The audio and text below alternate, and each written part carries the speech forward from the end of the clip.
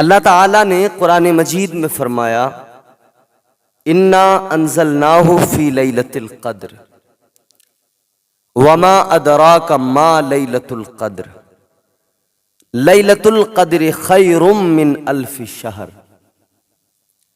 یہ جو مبارک مہینہ ہے نا، ماہ صیام، ماہ رمضان،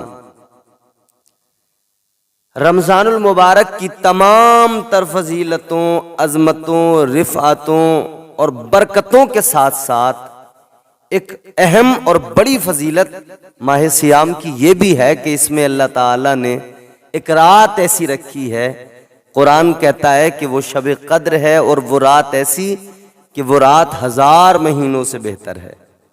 اس رات کی عظمت یہ بیان کی اللہ نے، چنانچہ قرآن میں فرمایا انا انزلناہ فی لیلۃ القدر، فرمایا بے شک ہم نے اسے شب قدر میں اتارا۔ کسے؟ قرآن مجید کو۔ یعنی وہ رات اس ماہ مبارک میں اللہ نے رکھی کہ جس میں قرآن مجید کی جو قرآن مجید کا نزول ہے وہ مکمل ہوا، تکمیل کو پہنچا۔ اللہ کا احسان ہے کہ ہم یہاں پہ بیٹھ کے، یہ ایک مختصر سی چھوٹی سی نشست ہے اور کچھ باتیں سننے سنانے کا یہ موقع ہمیں آپ کو ملا ہے۔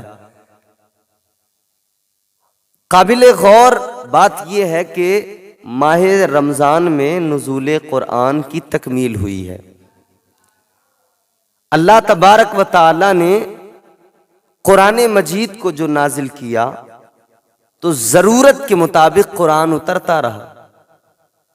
جب جیسی ضرورت آئی قرآن کی آیتیں اترتی رہیں۔ حضور مکے میں تھے تو مکے میں اللہ کا قرآن اترتا رہا۔ حضور نے ہجرت کی، مدینہ آ گئے تو مدینے میں قرآن کا نزول مسلسل ہوتا رہا۔ حضور سفر میں رہے تب بھی قرآن کا نزول ہوتا رہا۔ حضور غار میں رہے تب بھی قرآن کا نزول ہوتا رہا۔ لیکن یہ نزول قرآن جو تکمیل کو پہنچا یہ اس ماہ مبارک میں، اللہ نے فرمایا انا انزلناہ فی لیلۃ القدر، بے شک ہم نے اسے شب قدر میں اتارا، قرآن کو شب قدر میں نازل کیا، اور فرمایا وما ادراک ما لیلۃ القدر، اور تم کیا جانو شب قدر کیا ہے؟ تم نے کیا جانا کیا شب قدر؟ سمجھتے ہو اس کی اہمیت، اس کی فضیلت جانتے ہو؟ تو پہلے قرآن نے کیا کہا؟ پہلے تو بتایا کہ تم کیا جانو، تم نے کیا جانا کہ کیا ہے شب قدر؟ پھر فرمایا لیلۃ القدر خیر من الف شہر، فرمایا شب قدر 1000 مہینوں سے بہتر ہے۔ خدا کا کرم تو دیکھیں، 1000 مہینوں سے بہتر ہے یہ رات، بڑی برکتوں کے ساتھ آتی ہے، بڑی رحمتیں لے کے آتی ہے۔ اس قدر رحمتیں لے کے آتی ہے، فرمایا آگے تنزل الملائکۃ والروح فیہا باذن ربہم من کل امر سلام ہی حتی مطلع الفجر۔ اللہ نے فرمایا کہ یہ شب قدر ہے جو 1000 مہینوں سے بہتر ہے، اس میں جبرائیل اور فرشتے اترتے ہیں، فرشتے اترتے ہیں، جبرائیل امین اترتے ہیں، زمین پہ آتے ہیں، اپنے پروردگار اپنے رب کے حکم سے اترتے ہیں، اپنے پروردگار کے حکم سے ہر کام کے لیے۔ اس میں وہ سلامتی ہے صبح چمکنے تک، مطلع الفجر، سلام ہی حتی مطلع الفجر، سلامتی ہے صبح تک، پوری رات سلامتی والی ہے، پوری رات فضیلتوں والی ہے، پوری رات۔ اچھا یہ ہے کون سی رات جس کی اتنی فضیلتیں؟ قرآن ایک مکمل سورت نازل کر کے جس کی فضیلتوں کو بیان کرتا ہے۔ تو شب قدر کون سی رات ہے؟ اس کے تعلق سے اس کا کوئی تعین تو نہیں ہوا، کوئی رات کا انتخاب تو نہیں کہ یہ رات شب قدر ہے۔ البتہ فرمایا گیا کہ جو طاق راتیں آخری عشرے کی ہیں، 21ویں، 23ویں، 25ویں، 27ویں اور 29ویں، یہ جو 5 راتیں ہیں یہ طاق راتیں، فرمایا کہ انہی میں شب بیداری کرو، قیام کرو، ذکر و اذکار کرو، اللہ سے توبہ بھی کرو، پروردگار کو راضی کرو۔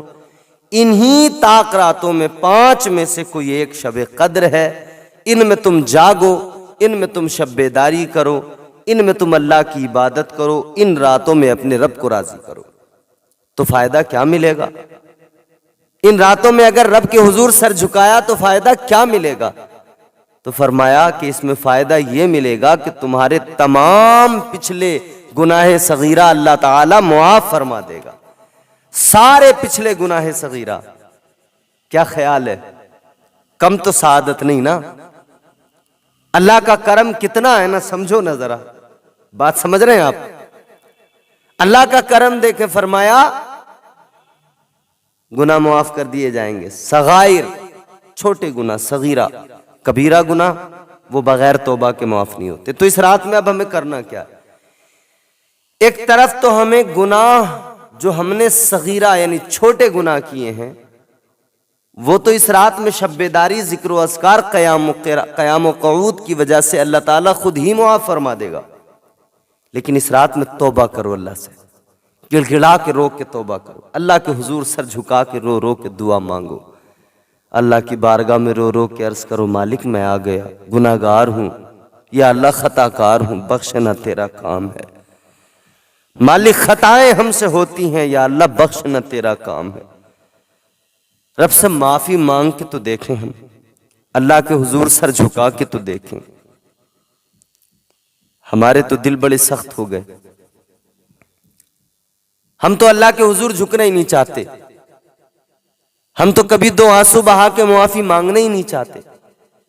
بندہ آ کر اگر رب سے معافی مانگ لے نا، خدا کی قسم اللہ نے فرمایا یا ایھا الانسان ما غرک بربک الکریم، رب کی رحمتیں آواز دیتی ہیں، بلاتی ہیں، آجا میرے بندے، آجا میرے بندے، توبہ تو کر، تو معافی تو مانگ ذرا، بھٹکنے والے غافل آ تو صحیح، کہیں جانے کی ضرورت نہیں ہے، اپنے رب کے حضور آ تو ذرا، اپنے رب سے معافی تو مانگ، توبہ تو کر، دو آنسو تو بہا، پھر رب کا کرم بھی دیکھ لے، اس کی رحمتیں بھی دیکھ لے، وہ سارے گناہوں کو معاف نہ کر دے، ساری خطاؤں کو بخش نہ دے، تو پھر بات کرنا، اس کا کرم تو دیکھ لے آ کر، اس کی رحمتیں تو دیکھ لے، گناہ چاہے جتنے کیے ہوں۔ رمضان چل رہا ہے، رمضان میں بڑا اچھا ماحول ہوتا ہے، اور ابھی تو رمضان المبارک کے جو عاشق اور جو دیوانے ہیں انہیں یہ صدمہ اب کھائے جاتا ہے کہ اب یہ رمضان رخصت ہوا چاہتا ہے، ایک ایک کر کے روزہ ہم رکھ رہے ہیں، رمضان رخصت ہوتا جا رہا ہے، اختتام ہوا چاہتا ہے ماہ سیام کا۔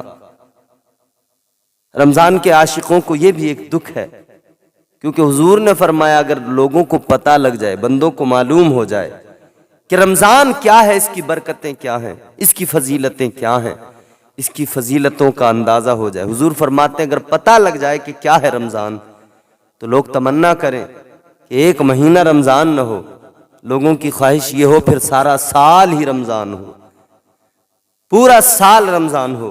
وہ رمضان ہے میرے بھائی، یہ رخصت ہوا چاہتا ہے، مگر جاتے جاتے بھی کتنی رب کی رحمتیں، کتنی رب کی رحمتیں ہمارے دامنوں میں بھر کے جا رہا ہے رمضان۔ شب قدر آ رہی ہے، توبہ کی رات آ رہی ہے،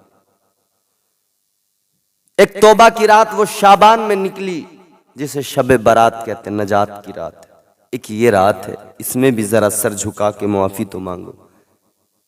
جب شیطان نے کہا تھا نا اللہ سے، یا اللہ میں تیرے بندوں کو بہکاؤں گا،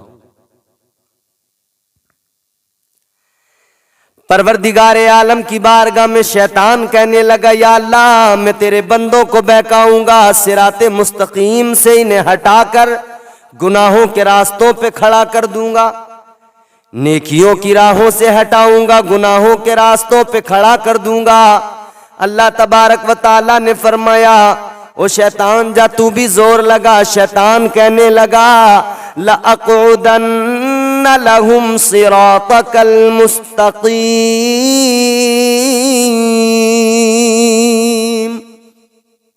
شیطان نے کہا بہکاؤں گا بندوں کو، گناہوں کے راستوں پہ ڈالوں گا، صراط مستقیم سے روکوں گا۔ شیطان کہنے لگا اللہ کی بارگاہ میں مولا چاروں طرف سے حملے کروں گا، سامنے سے حملہ کروں گا، دائیں جانب سے حملہ کروں گا، بائیں جانب سے حملہ کروں گا، پیچھے سے حملہ کروں گا، ہر طرف سے بہکاؤں گا۔ ابھی تو رمضان ہے، شیطان قید ہے، ابھی تو قید کر دیا گیا شیطان کو، تمام شیاطین قید ہیں، سرکش جنات قید کر دیے گئے، مگر اس نے کہہ دیا تھا میں بہکاؤں گا۔ ابھی تو رمضان میں قید ہے، لیکن عام دنوں میں، عام ایام جو ہیں 11 مہینے تو مسلسل لگا رہتا ہے نا، پیچھے بہکاتا ہے۔ کہنے لگا یا اللہ میں تیرے بندوں کو بہکاؤں گا، گناہوں کے راستوں پہ کھڑا کر دوں گا۔ کہنے لگا چاروں طرف سے حملہ کروں گا، سامنے سے بھی حملہ کروں گا، پیچھے سے بھی حملہ کروں گا، دائیں جانب سے بھی بہکاؤں گا، بائیں جانب سے بھی بہکاؤں گا، چاروں سائیڈوں سے بہکاؤں گا۔ پروردگار عالم نے فرمایا، اللہ تعالیٰ نے فرمایا اے شیطان تو چار طرف سے بہکائے گا، چار سائیڈوں سے بہکائے گا، مگر 2 سائیڈیں تو نے چھوڑ دی، ایک اوپر کی سائیڈ کو چھوڑ دیا، ایک نیچے والی سائیڈ کو چھوڑ دیا۔ اللہ تعالیٰ نے فرمایا تو چاروں سائیڈوں سے بہکائے گا، حملے کرے گا، مگر میں 2 سائیڈوں سے اپنے بندوں پہ کرم کروں گا، اپنے بندوں پہ کرم کی رحمتوں کی بارشوں کا نزول کروں گا۔ اللہ نے فرمایا تو سامنے سے، پیچھے سے، دائیں بائیں سے بہکائے گا، مگر سن لے اوپر اور نیچے والی سائیڈ کو تو نے چھوڑا ہے، میں اوپر سے بھی کرم کروں گا، نیچے سے بھی کرم کروں گا۔ جب میرا بندہ نادم ہو کر اپنا سر جھکائے گا، میری بارگاہ میں سر رکھ کے 2 آنسو بہائے گا، میں نیچے سے کرم کروں گا، اس کے گناہوں کو معاف کر دوں گا، اور جب وہ سر اٹھائے گا یوں اوپر کو دیکھ کے ہاتھ اٹھا کے مجھ سے معافی مانگے گا، میں پھر بھی کرم کروں گا، اسے جنت کا حقدار بنا دوں گا۔ اللہ کا یہ کرم بھی دیکھیں، یہ اس کا فضل بھی دیکھ۔ تو جب بندہ توبہ کرتا ہے نا تو رب اس پہ بڑا کرم کرتا ہے، یوں ہاتھ اٹھا کے جب بندہ دیکھتا ہے نا اوپر کو، یا اللہ کرم کر دے، یا اللہ کرم کر دے، مولا گناہوں کو معاف کر دے، 2 آنسو ہوں، ندامت ہو، اللہ تعالیٰ گناہوں کو معاف کر دیتا ہے۔ تو شب قدر آ رہی ہے، حضور کے صحابہ بڑا احترام کیا کرتے تھے، احترام کے ساتھ ساتھ اہتمام بڑا کیا کرتے تھے۔ حضور نے صحابہ کو وہ ٹریننگ دی تھی، وہ سبق دیا تھا۔ یاد رکھنا وہ لوگ باوقار باعزت ہوتے ہیں، اللہ تعالیٰ انہیں عزتوں کے تاج عطا کر دیتا ہے، جو لوگ اللہ کے سامنے جھک جاتے ہیں۔ اور مسلمان کی شان کیا ہے؟ اس کا سر جھکتا ہے تو صرف پروردگار کے حضور جھکتا ہے، اس کا سر جھکتا ہے تو اپنے رب کے آگے جھکتا ہے، وہ دنیا کی کسی طاقت سے خائف نہیں ہوتا، دنیا کی کسی طاقت سے نہیں ڈرتا، کسی طاقت کے آگے سر نہیں جھکاتا، سر جھکاتا اپنے رب کے حضور۔ تو لیلۃ القدر اللہ نے عطا فرمائی۔ حضور نے کیا فرمایا؟ میرے آقا فرماتے ہیں من قام لیلۃ القدر ایمانا و احتسابا غفر له ما تقدم من ذنبه۔ حضور نے فرمایا جو شب قدر میں ایمان و یقین کے ساتھ قیام کرے تو اس کے پچھلے گناہ بخش دیے جاتے ہیں۔ میں نے یہ مفہوم آپ کو پہلے بھی بتا دیا۔ حضور نے فرمایا اس کے گناہ، تمام صغیرہ گناہ اللہ تعالیٰ معاف کر دیتا ہے۔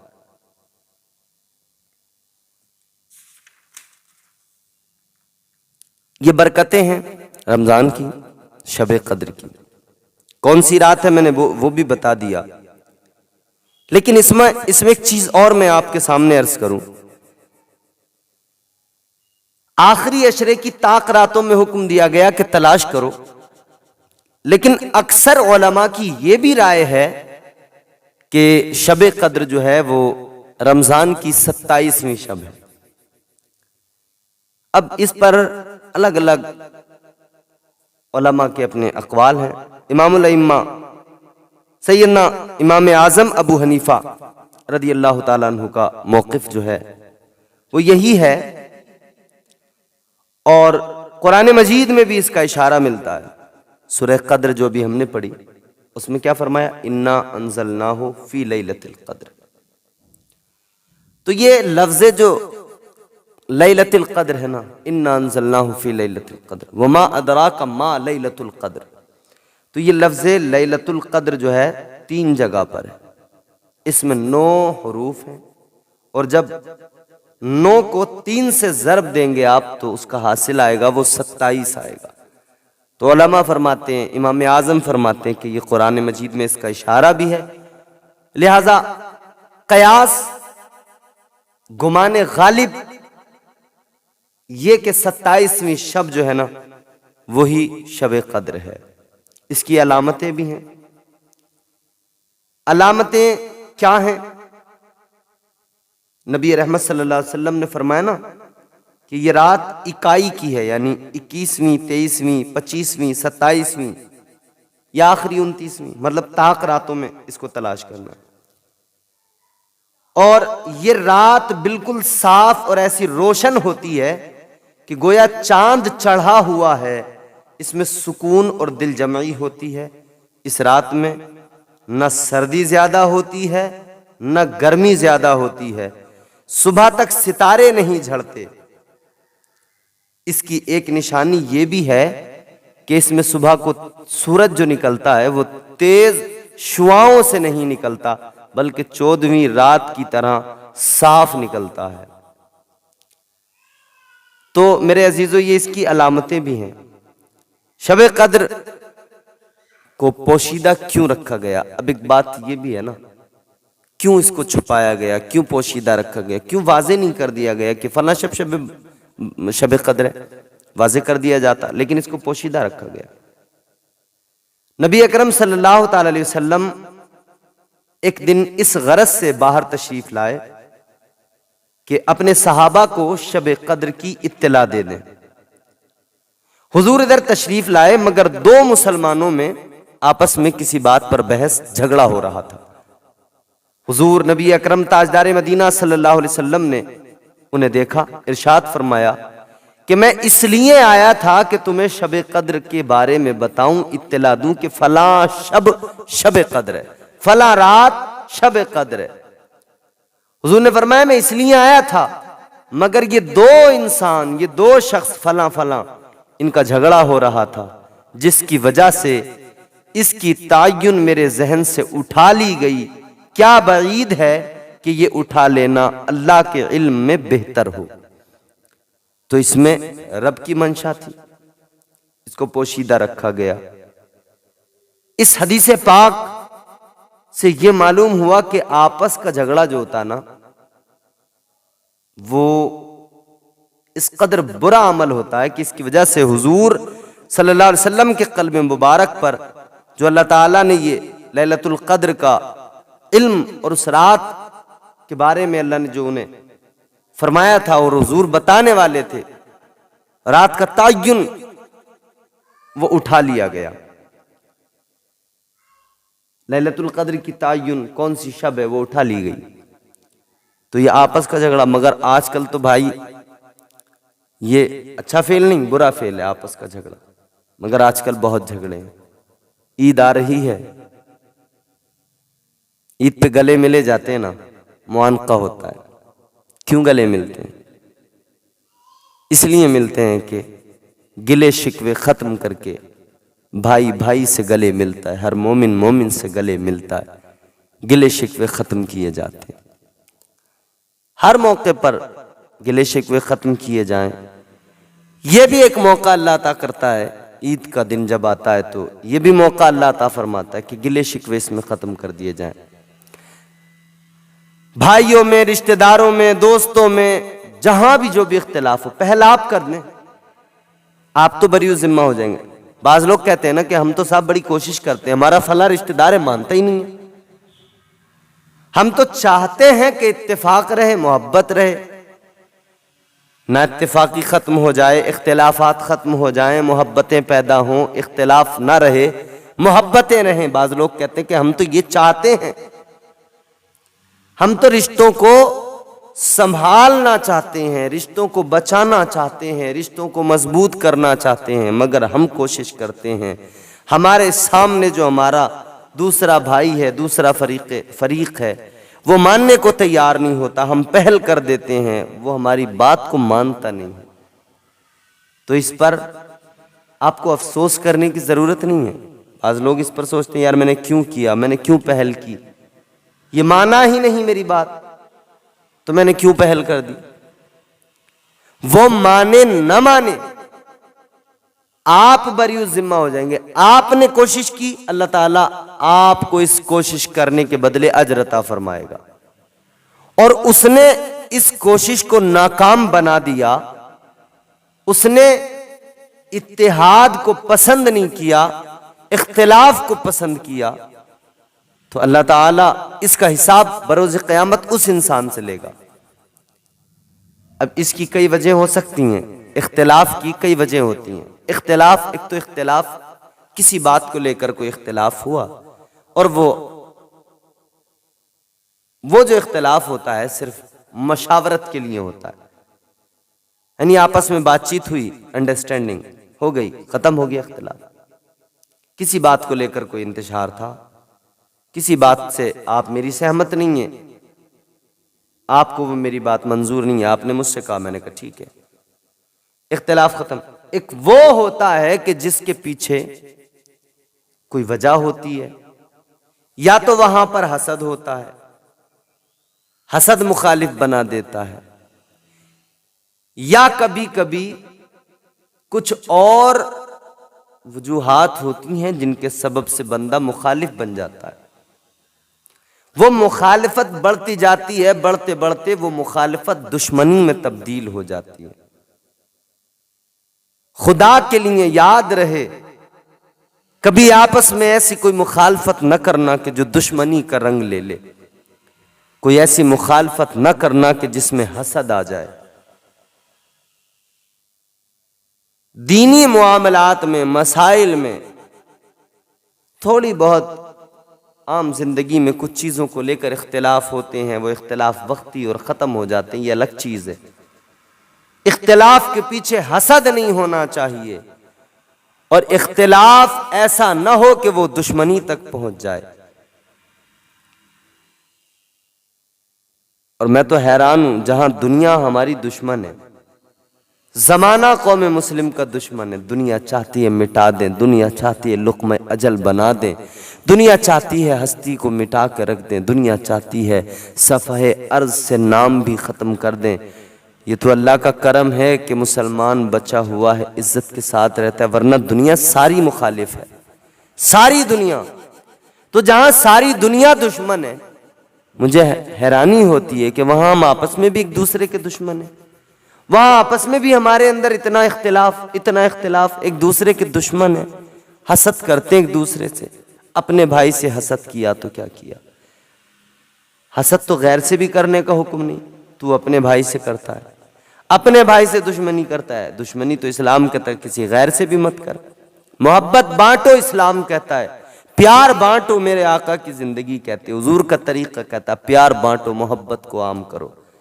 یہ ہمارا مراد آباد شہر، یہاں ایک شاعر ہوئے جگر مراد آبادی، ان کا شعر مجھے یاد آتا ہے، انہوں نے کہا کہ ان کا جو کام ہے وہ اہل سیاست جانے، ان کا جو کام ہے وہ اہل سیاست جانے، میرا پیغام محبت ہے جہاں تک پہنچے۔